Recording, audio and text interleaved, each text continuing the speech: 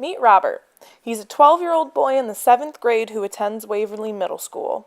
Over the course of 2 weeks, I grew to understand just a little bit about who Robert was as a regular 12-year-old kid and as a 7th grade student. Robert is just like any other 7th grader. He loves video games, playing Fortnite, hanging out with his friends, and playing with his dog.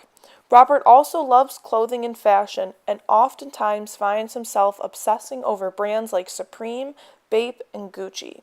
His favorite subject is history, and he is absolutely fascinated by the Civil War.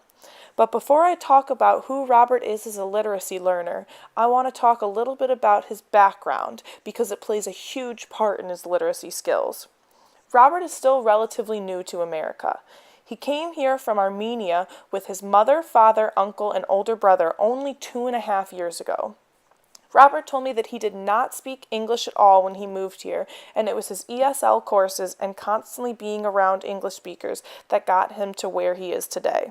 Not only did he come here speaking Armenian, but is also fluent in Russian, so English is his third language. The most interesting part about Robert's language background is how well he speaks each language.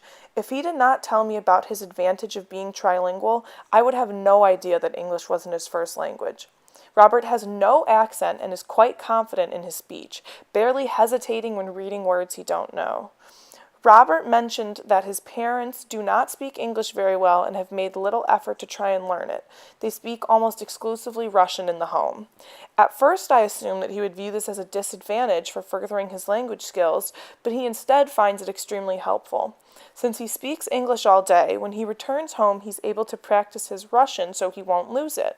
He likes translating things for his parents because it gives him the opportunity to teach them something, and he also feels extra cool that he knows things his parents don't.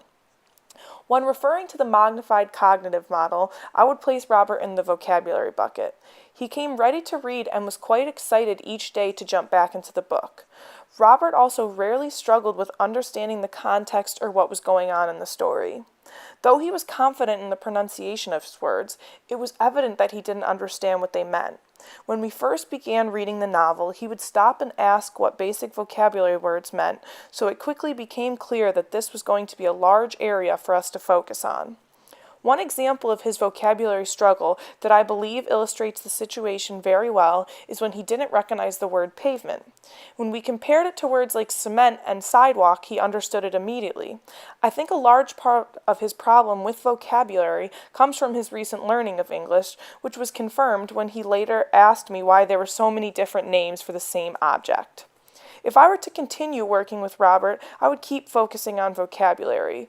We constantly were underlining and making lists of words he doesn't know, and when we reached a nice break in the story, we would review them. I would say each day we were averaging close to 20 or 30 vocabulary terms.